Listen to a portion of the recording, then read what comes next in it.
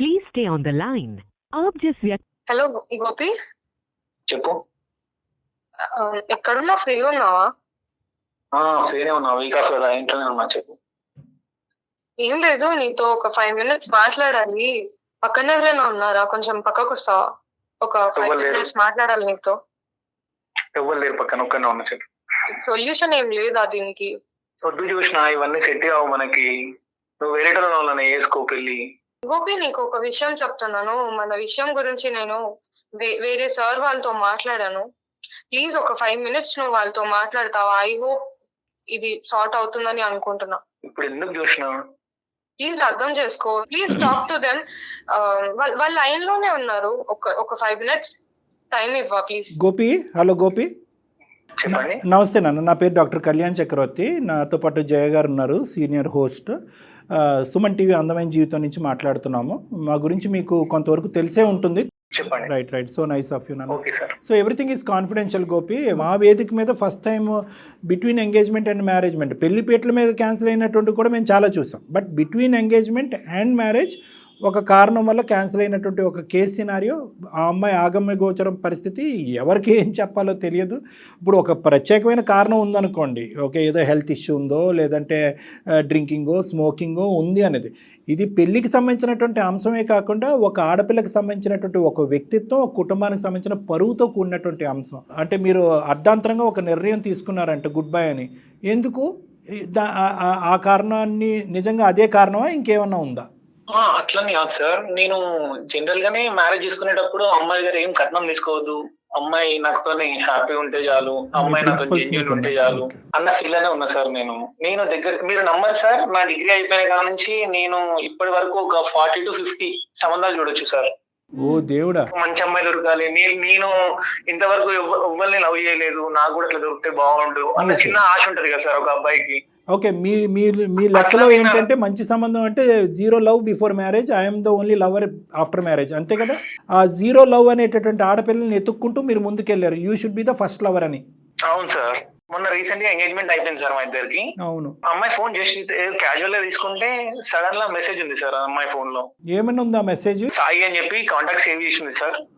ఏంటి మర్చిపోతున్నావా, మ్యారేజ్ చేసుకుంటున్నావు కదా, ఇక నాకు మెసేజ్ చేయవు, కాల్ చేయవు, నాకేనా వంశీయాన్ని కూడా చెయ్యవా? ఈ వంశీ ఎవరు మధ్యలో? మళ్ళీ సాయి ఒకటితోనే నాకు కూడా తెలియదు మేడం. అంత అన్నాక అసలు నాకు భయం అవుతుంది మేడం. అసలు పెళ్ళి అంటేనే నాకు ఎందుకు కొంచెం వద్దనిపిస్తుంది మేడం మొత్తానికి.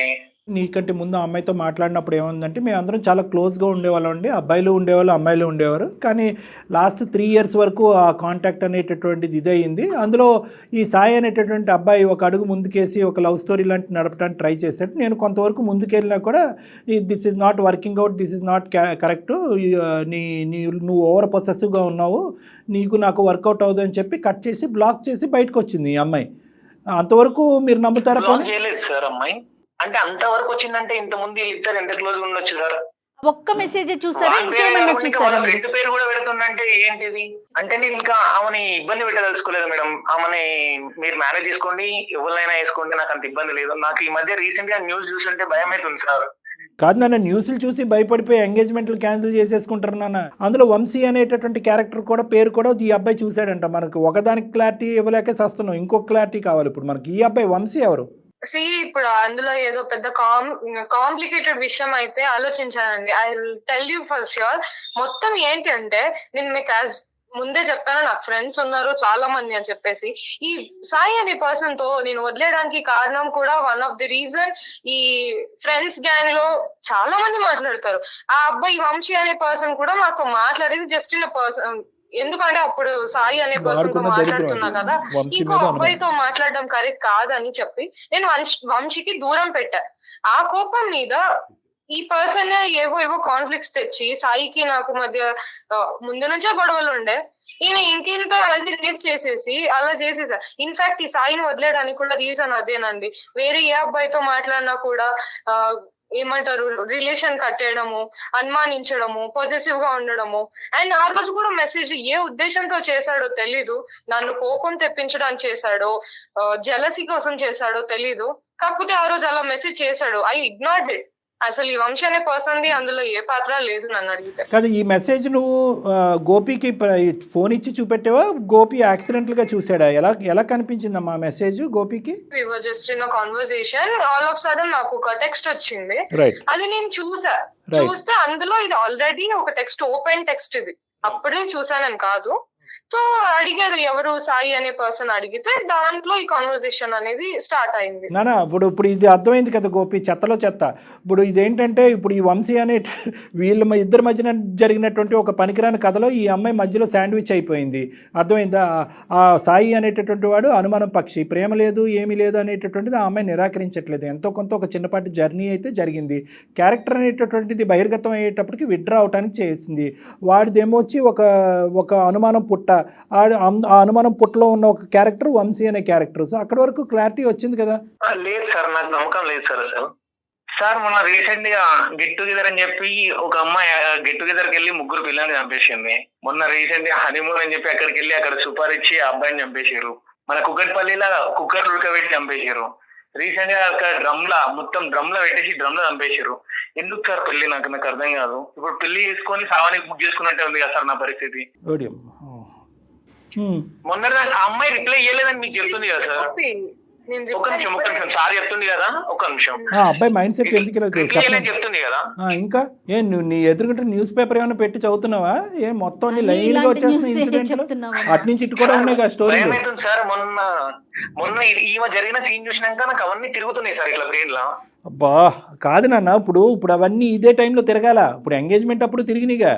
నేను అనేది ఏంటంటే ఒకటి గుర్తుపెట్టుకో, నేను ఇక్కడ నాన్న ఇప్పుడు ప్రపంచంలో జరిగేటటువంటి అకృత్యాలు అన్యాయాలు ఏవైతే ఉన్నాయో అటువైపు ఆడవాళ్ళ సైడ్ నుంచి జరుగుతున్నాయి, మగవాళ్ళ సైడ్ నుంచి జరుగుతున్నాయి. దాన్ని అంత మాత్రాన ఎక్కడ పడితే అక్కడ హత్యలు, ఆత్మహత్యలు, మానభంగాలు జరిగిపోవట్లేదు. ప్రపంచంలో ఇప్పటికీ కూడా మానవత్వం అనేది ఉంది, ప్రేమ అనేటటువంటిది ఉంది, బంధాలు అనేటటువంటిది ఉన్నాయి. ప్రేమలు చాలా సక్సెస్ఫుల్గా పెళ్ళిళ్ళ వరకు వెళ్తున్నాయి. ఇలాంటివి చాలా జరుగుతున్నాయి. నువ్వు ఏదో ఒక సైడ్ ఒక ఫిక్స్డ్ యాంగిల్ తీసుకుని 99.9%లో జరిగేటటువంటి మంచి కార్యక్రమాలన్నీ తీసి పక్కన పెట్టేసి పెళ్లి పీటల వరకు వెళ్ళవలసినటువంటి పెళ్లిని నువ్వు అర్ధాంతరంగా ఆపేయటం ఎంతవరకు న్యాయం గోపి చెప్పు? సార్ ఇప్పుడు మెసేజ్ కి రిప్లై ఇవ్వలేదు సార్ అమ్మాయి. అది కానీ మన మ్యారేజ్ అయినాక ఇచ్చింది అనుకో సార్, నా పరిస్థితి ఏంటి సార్? ఒకటే బంగారం, ఒకటే గోపి, ఎప్పటికైనా కూడా ఆ అమ్మాయి కుక్డ్ అప్ స్టోరీ క్రియేట్ చేయొచ్చు. జరిగింది, తర్వాత నేను బయటకు వచ్చానని చెప్తుందే కానీ వీడు ఒక ఎదవా, వీడు కరెక్ట్ అయినటువంటి వ్యక్తి కాదు, వాడికి నాకు ఇటువంటి సంబంధం ఏమీ లేదు, అన్నా చెల్లెల సంబంధం, ఈ విధంగా ఒక ఆట ఆడుకోవాలన్నా ఆడుకోవచ్చు అమ్మాయి. కానీ ఆ అమ్మాయి ఇప్పటికి కూడా ఓపెన్గా నీకు చెప్పడానికి రెడీ అయ్యింది. కథ వినటానికి నువ్వు రెడీగా ఉన్నావా? నిజమే చెప్తుందని చెప్పి ఇంకా అలా మాట్లాడితే మనం ఏం చేయలేము నాన్న. ఇప్పుడు ఏంటంటే ఇక్కడ నిజాలు, జాతకాలు, ప్రూఫ్లు, ఎవిడెన్సుల పరంగా మాట్లాడుకుంటే కనుక ఏ సంబంధాలు ఉండవు. నువ్వేంటంటే ఒక ఫిక్స్డ్ మైండ్ సెట్తో ముందుకెళ్ళావు నీ జీవితంలో. అక్కడే ఈ 40 నుంచి 50 సంబంధాలు అనేటటువంటిది మొదలైంది. నీదేంటంటే నాకు ఒక తెల్ల కాగితం లాంటి అమ్మాయి కావాలి, ఆ అమ్మాయికి గతం అనేటటువంటిది ఉండకూడదు, నేనే ఫస్ట్ లవరు, నేనే one and only man in our life కింద ఉండాలి అనేటటువంటిది నీదేదైతే ఆలోచన శైలి ఉందో అది చాలా మంచి ఆలోచన శైలి అనాలో, లేదంటే అసలు వాస్తవానికి చాలా దూరంగా ఉండేటటువంటి ఆలోచన శైలి అనాలో నాకు అర్థం కావట్లేదు. ఇప్పుడు 40 నుంచి 50 మంది వరకు డిలీట్ చేశారు. ఈ టైంలో ఒక అమ్మాయి ఇట్లా ప్యూరిటీలో మనకు దొరకదా సార్? ప్యూర్ ఏంటి, ఇంప్యూర్ ఏంటి? ఈరోజు నీ కళ్ళు ఎదుర్కొంటా ఉన్న నీ జ్యోత్స్న ఎలాంటి వ్యక్తి, ఎలాంటి వ్యక్తిత్వం ఉన్న అమ్మాయి, నిన్ను మనస్ఫూర్తిగా ప్రేమిస్తుందా? ఇప్పటికి కూడా అమ్మాయి ఏమంటుంది, మేము నాన్న చెప్పాం నీ ఫోన్ కాల్ కలవకముందు, నాన్న ఆల్రెడీ అనుమానం క్రియేట్ అయింది, అలాంటి వ్యక్తి నువ్వు ఏం ప్రయాణం చేస్తావు, పెళ్ళి అయిన తర్వాత 100 ప్రశ్నలు అడుగుతాడు, వదిలేరాదమ్మా అని చెప్తే, కాదండి పెళ్ళి, ప్రెస్టీజు, పరువు, గౌరవం అనేటటువంటి అంశాల కంటే ఈ అబ్బాయి నాకు నచ్చాడు, మనస్ఫూర్తిగా నచ్చాడు, ఈ అబ్బాయి నేను కావాలి అని అనుకుంటున్నాను అంది. ఇది ప్యూర్ లవ్ కాదా? ఇది ప్యూర్ లవ్. ఇప్పుడు ఏం ఆధారాలు తీసుకొచ్చి చూపెట్టాలి? ఆ సాయిని, ఆ వంశీని, ముగ్గురిని కూర్చోపెట్టి ఇంకో రచ్చబండి లాంటి కార్యక్రమం నడిపించి అక్కడ న్యాయం చెప్పాలి మేమందరం కూర్చుని? ఇదే అంశం పెళ్ళి అయిన తర్వాత వచ్చుంటే నువ్వేం చేసి ఉండేవాడివి? ఈ భయంకరమైన పరిస్థితి ఆ అమ్మాయికి అప్పుడు కూడా చూపెట్టేవాడవా? తప్పు నాన్న ఇది. ఈ ఆలోచన శైలి తప్పు. నువ్వు ఆధారాలు చూపెట్టు. సాయికి నీకు మధ్యన ఇంతే జరిగింది, ఇంత జరగలేదని ఆధారం చూపెట్టంటే కనుక దయచేసి దండం పెడుతున్నాను, నేనేమీ చేయలేను. అది నీ ఇంగితానికి, నీ ఆలోచనకి నేను వదిలేస్తాను. ఆ అమ్మాయి ఈరోజు నిజాయితీగా ముందుకు వచ్చి నీ ఎదుర్కొంటా నిలబడి, నువ్వే కావాలి, నువ్వు తప్ప నాకు ఎవరు లేదు, నా పరువు, నా ప్రతిష్టను కాపాడు, నేను సిన్సియర్గా నీ గురించి నేను ముందుకు వచ్చాను, గతం ఉంది బట్ దట్ వాస్ క్లోజ్డ్. ఆడు బుర్రలో కదిలినటువంటి పురుగు మళ్ళీ ఈ అమ్మాయి బుద్ధి తక్కువయ్యి అన్బ్లాక్ చేయడం వల్ల ఆ పురుగు మళ్ళీ బయటకు వచ్చి ఈ మెసేజ్ ద్వారా వచ్చింది. అన్బ్లాక్ చేయకపోతే ఈరోజు ఈ పరిస్థితి వచ్చిండేది కాదుగా. వాడి క్యారెక్టర్ కరెక్ట్ లేదు, వాడి ఆలోచన కరెక్ట్ లేదు, పెళ్లి కావాల్సినటువంటి ఆడపిల్లకి ఇలాంటి మెసేజ్లు పంపించడం అనేది వాడి దుర్మార్గత్వం. వాడిని తిట్టిపోయి ఈ అమ్మాయిని ఎందుకు పనిష్ చేస్తున్నారు మీరు? నాకు భయం అవుతుంది సార్, చేసుకుంటే ఇప్పుడు చనిపోనికి మనమే ముందు బుక్ చేసుకున్నట్టు ఎందుకు ఈ బాధ అంతా? గోపి, రోడ్డు మీదకి వెళ్తే యాక్సిడెంట్లు చాలా జరుగుతాయి, ఎందుకంటే మనం రోడ్డు మీదకి వెళ్ళామా చెప్పావు? నువ్వు చేయవలసినటువంటి వడపోసినటువంటి కార్యక్రమంలో 40 నుంచి 50 సంబంధాలు నువ్వు డిలీట్ చేసి దేవుడు దయ వల్ల అటువంటి నువ్వు చూసినటువంటి 100 సంబంధాల కంటే మంచి అమ్మాయి ఈరోజు నీ కళ్ళెదురుగుంటూ వచ్చింది. నిజాయితీగా అన్ని నిజాలు ఒప్పుకునే ఆడపిల్ల వచ్చింది.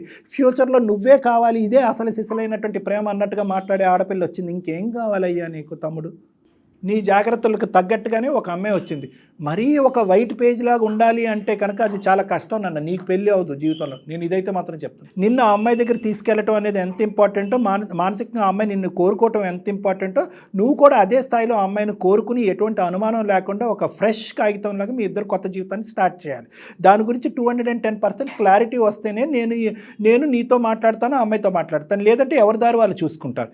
నీ మైండ్ సెట్లో ఇంకా ఏముంది అనేది ఒకసారి చెప్పాలనుకుంటే అన్నీ చెప్పేసాయి ఇదే వేదికగా. సార్ ఎట్లరు సార్ ఇప్పుడు అమ్మాయిలు, సొసైటీలో అమ్మాయిలు నమ్మదామంటే భయమవుతుంది సార్.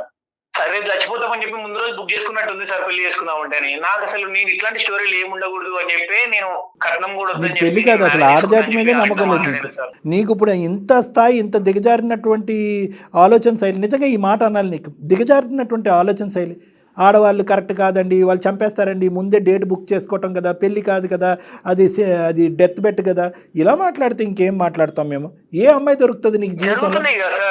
మీ వీధిలో ఒక 100, మీ పక్కింట్లో ఒక 200 జరిగినాయా? జరుగుతున్నాయి. ఇవి ఎప్పుడు జరిగినాయి, అప్పుడు జరిగినాయి, ఇప్పుడు జరిగినాయి, ఎప్పుడు జరిగినాయి. అమ్మాయిల సైడ్ ఎన్నైతే జరుగుతున్నాయి, అబ్బాయిల సైడ్ కూడా అన్నీ జరుగుతున్నాయి. నువ్వు ఎందుకు వన్ సైడెడ్ ఫోకస్డ్గా మాట్లాడుతున్నావు? రెండు వైపులు జరుగుతున్నాయి. మన దురదృష్టం ఏంటంటే లాస్ట్ 6 monthsలో ఫీమేల్ స్టోరీస్ ఎక్కువ వింటున్నాం. ఏమి ఒక 20 సంవత్సరాలు బట్టి ఓన్లీ ఫీమేల్ స్టోరీస్ ఏం వినట్లేదు మనం. అటు ఉన్నాయి, ఇటు ఉన్నాయి. నేను ఎవరి సైడు నిలబడట్లేదు. ఆ అమ్మాయి ఉద్దేశం, ఆలోచనలో ఒక క్లారిటీ ఉంది, నీ మీద ఒక ప్రేమలో ఒక ప్యూరిటీ ఉంది. ఇంకేం కావాలయ్యా తమ్ముడు? సార్ ఆఫ్టర్ మ్యారేజ్ మళ్ళీ రిపీట్ కాదని చెప్పి నాకు నమ్మకం వస్తలేదు సార్. కొంచెం ఇప్పుడు జాతకం చెప్పలేకపోతున్నాం కానీ ఈ రోజు ఏం జరుగుతుంది, రేపు ఏం జరుగుతుందని ఆఫ్టర్ మ్యారేజ్ గురించి ఎందుకయ్యా? ఇప్పటి వరకు నీకు ఎంత క్లారిటీ వచ్చింది? నువ్వు మొత్తం అంతా చరిత్ర గురించి, ఫ్యూచర్ అంతా నెక్స్ట్ 70 years వరకు ఫ్యూచర్ అంతా కనిపిస్తే కానీ పెళ్లి చేసుకోవు నువ్వు. ఈ రోజు నీ జీవితం కంటే ఆ అమ్మాయి జీవితానికి కూడా మేము ఒక గ్యారంటీ ఇవ్వాలి, క్లారిటీ ఇవ్వాలి. నిన్ను గెడ్డం పట్టుకుని బతిమాలుకోవాల్సినటువంటి అవసరం లేదు. నీ ఆలోచన శైలి మార్చుకునేటటువంటి ఉద్దేశం, నీకేమైనా బ్రెయిన్లో క్వశ్చన్ మార్క్స్, కొన్ని ఫిక్స్డ్ ఐడియాస్, ఆడజాతి మీద కొన్ని దురాభిప్రాయాలు ఇలాంటివి ఉంటే కనుక వాటికి సంబంధించినటువంటి ప్రతి ప్రశ్నకి పెళ్లికి ముందు నేను క్షుణ్ణంగా విశ్లేషించి నీ క్లారిటీ ఇవ్వడానికి నేను రెడీగా ఉన్నాను. దాన్ని ప్రీ మ్యారిటల్ కౌన్సిలింగ్ అంటారు. దానికి నువ్వు రెడీ అంటే నేను రెడీ. నిన్ను మార్చడం ఒకటే ఉద్దేశం కాదు, అసలు నీ వ్యక్తిత్వంలో నీకెంత లోతైనటువంటి వేర్లతో కూడినటువంటి ఆలోచనలు ఉన్నాయో ఆ అమ్మాయికి కూడా క్లారిటీ రావాలి. తర్వాత ఆ అమ్మాయిని అడగాలి, అమ్మ వేర్లు ఇంత లోతుగా ఉన్నాయి, మరి ఇవి ఎలా కట్ చేసుకుంటూ వస్తాయి కనుక ఒక 10 సంవత్సరాలు పడుతుంది, మరి ఇలాంటి వ్యక్తితో నువ్వు జర్నీ చేస్తావు లేదా అనేది ఆప్షన్ ఆ అమ్మాయికి కూడా ఇవ్వాలి. ఎందుకంటే ఇంత లోతైన ఆలోచన శైలి ఇప్పుడు వరకు ఆ అమ్మాయి నీ ఫస్ట్ టైం వింటుందని నేను అనుకుంటున్నా. నేను ఆయన మారుతారు, నేను మార్చుకోగలనే నమ్ముతున్నాను. అదంతా కాదు అంటే నేను ఇలానే ఉంటానంటే నేను నా వంతు నేను ప్రయత్నం చేస్తున్నాను గోపి నేను మార్చడానికి. కాకపోతే ఇన్ కేస్ ఇంకొక ఆప్షన్ కూడా ఉంది కదా, నువ్వు చెప్పు నీకు ఎలా ఉండాలి, నీకు ఏదైతే ఇష్టమో ఏదైతే నచ్చదో కూర్చొని మాట్లాడుకుందాం అని కూడా నేను చెప్తున్నాను. ఇప్పుడు మిస్అండర్స్టాండింగ్, నీకు ఏవి కావాలో ఏవి వద్దో తెలియకనే ఇంత దూరం వచ్చింది. మాట్లాడుకొని మారుతాడనే నేను నమ్ముతున్నానండి. ఆయన మారాలనే కోరుకుంటున్నాను. అతను మారాలనే కోరిక మాకు కూడా ఉంది, అతను కౌన్సిలింగ్ చేయాలనే ఉద్దేశం నాకు కూడా ఉంది. నేను నా క్లినిక్లో మీ ఇద్దరికి ప్రీ మ్యారిటల్ కౌన్సిలింగ్ అనేది ఏర్పాటు చేస్తాను. అతను అడగవలసిన ప్రశ్నలన్నీ అడుగుతాడు, సమాధానం చెప్పవలసినటువంటి స్థితిలో నువ్వు ఉండు. కానీ ఒకటి, మరీ ఇదే పెళ్లి కుదరాలి, ఈ పెళ్లి ముందుకెళ్ళాలి అనే ఉద్దేశంతో ముందస్తునే నీ చేతులకి సంఖ్యలు వేసేసుకుని మీరు ఎలా చెప్తే అలాగే ఉంటానండి, ఈ పెళ్ళి అయితే మాత్రం ముందుకెళ్ళాలి, ఈ విధంగా నువ్వు మెట్లు దిగిపోద్దమ్మా. ఎందుకంటే నువ్వేమి ఇక్కడ తప్పు చేయలేదు, నువ్వేమి నేరం చేయలేదు, ఉన్నది ఉన్నట్టుగా అతనికి చెప్పావు. అతను మారాలనే ఉద్దేశం ఎంత కరెక్టో, మారకపోతే ఇందులోంచి బయటకు రావాలనే ఆలోచన కూడా నీకు ఉండాలి అని నీకు ఇద్దరికీ కౌన్సిలింగ్ కావాలి. Premarital counselling is not only matching both of you. Premarital counselling is not meant only పెళ్లి వరకు తీసుకెళ్ళిపోయి 3 ముళ్ళు కలిపేయాలనే ఉద్దేశం కాదు. వ్యక్తిత్వాలు కలుస్తున్నాయా లేవా, ఆలోచనలు కలుస్తున్నాయా లేదా, దీర్ఘకాలికంగా మీరిద్దరు ప్రయాణం చేయగలరా లేదా అనే దాని గురించి ప్రీమ్యారిటల్ కౌన్సిలింగ్. వర్కౌట్ అవుతే ముందుకెళ్తారు, వర్కౌట్ అవ్వకపోతే విడిపోతారు. కేవలం ఇమోషన్తోనే ముందు కొట్టుకుపోతున్నావు, ప్రాక్టికాలిటీ నువ్వు ఆలోచించట్లేదు జ్యోత్స్న. సో నీకు కూడా కౌన్సిలింగ్ అనేది చాలా ఇంపార్టెంట్. ఏమంటావు, వస్తావా బాబు గోపి? వస్తానండి. నువ్వు వస్తావు, నేను ఆలోచించే విధానం తప్పుంది అంటే నేను ఒకసారి వస్తా సార్, వచ్చి మిమ్మల్ని కలుస్తాం. గోపి, ఆలోచనలో విధానంలో తప్పుంది అంటే కనుక ఎల్కేజీ యూకేజీ పిల్లలు ఎవరిని చూస్తూ ఉంటే కనుక వాళ్ళు కూడా ఖచ్చితంగా మీ ఆలోచన విధానంలో తప్పుంది అని అంటారు. అంటే నువ్వు చెప్పేటటువంటి ఇన్సిడెంట్స్ తప్పు అని మేము అనట్లేదు, అవి జరగకూడదు, చాలా దురదృష్టకరమైనటువంటిది. కానీ ప్రతి ఇన్సిడెంట్ మనం పులువుకుని రేపో మాపో మనకు చావు రోజు రాబోతుందిరా భగవంతుడా అనుకుంటే ప్రపంచంలో ఏ పెళ్ళి జరగదు. పెళ్లి తర్వాత సమస్యలు రావా అంటే కనుక ఏ పెళ్ళి జరగదు. సో నా ఉద్దేశం ఏంటంటే సర్దుకుని దిద్దుకుని అండర్స్టాండింగ్తో ముందుకు వెళ్ళటం అనేది పెళ్ళి. ప్రతి చోట పీకలు కోసేటాలు కుక్కర్లలో పెట్టి ఉడికిపెట్టేటట్లు జరగవు. అవి ఎక్స్ట్రీమ్ పర్సనాలిటీస్, ఒక కంప్లీట్లీ మెంటల్ డిసార్డర్స్. అవన్నీ క్లియర్ కట్గా ఇలా ఉండాలి అనే ఫిక్సేషన్తో నువ్వు ఉన్నావు. ఆ విధంగా ఈ అమ్మాయి లేదు. లేకపోవటం అంటే కనుక ఆమె ఏదో అప్పుడు తప్పు చేసి ఇప్పుడు కూడా తప్పు చేసి పెళ్లితో కూడా కప్పిపుచ్చేటటువంటి ఉద్దేశం ఉందా జ్యోత్స్నాకి? సింపుల్ క్లారిటీ, ప్రీమెరిటల్ కౌన్సిలింగ్ వరకు కూడా కాదు, ఇప్పుడే చెప్తున్నాను. లేదు, దిస్ ఈజ్ పాస్ట్. నువ్వు ఫ్యూచర్ గురించి అడిగితే నేనేం చెప్పలేను. అప్పుడు 10% జరిగిందని ఎలా చెప్తారు డాక్టర్ గారు? 90% జరగలేదంటే కనుక నేనేం చెప్పలేను. అది నీ ఇంగితానికి నీ కాన్షియస్కి నేను వదిలేస్తున్నాను. బహుశా నీతో ఈ విధంగా మాట్లాడినటువంటి వాళ్ళు ఎవరు లేరు అని నేను అనుకుంటున్నాను. కాబట్టి నీ ఆలోచన తప్పుదారిలో పోతుంది. అది కరెక్ట్ చేయడానికి నేను రెడీగా ఉన్నాను. మీరిద్దరు నా దగ్గర రండి. ఖచ్చితంగా మీ మ్యారేజ్ హ్యాపీగా జరుగుతుందనే ఆలోచనలోనే నేను ఉన్నాను. అదే నా నమ్మకం. ఒకప్పుడు అదే జరిగితే కనుక మీ పెళ్లికి పెద్దలుగా మేము ఇద్దరం వస్తాం, నేను జయగారు. థ్యాంక్ యూ సో మచ్ అండి. థ్యాంక్ యూ అండి, ఖచ్చితంగా వస్తాము. అండ్ ఇదంతా కూడా సార్ట్ అవ్వాలని అనుకుంటున్నాను. షూర్ గోపి వస్తా సార్, వస్తా. నాకు తప్పు ఉంది అని మీరు చెప్తారు కదా, నాకు కూడా ఒకసారి తెలుస్తుంది. అది నేను కూడా ఒకసారి వస్తా, వచ్చి నాకు క్లారిటీ వస్తుంది నాకు కూడా. Thank you, you're a nice boy at the end of the day. Right మా జ్యోత్స్న అండ్ గోపి. బాయ్ నాన్న, ఓకే అండి, ఆల్ ది బెస్ట్. ఓకే అండి, bye sir. See you soon. Bye. Right sir, వాళ్ళిద్దరూ ఒకసారి వచ్చినప్పుడు కూర్చోబెట్టి తప్పకుండా అంటే బలవంతపుది వర్కౌట్ కాదండి, రెండు వైపులా చూడండి కళ్యాణి గారు. Right, thank you.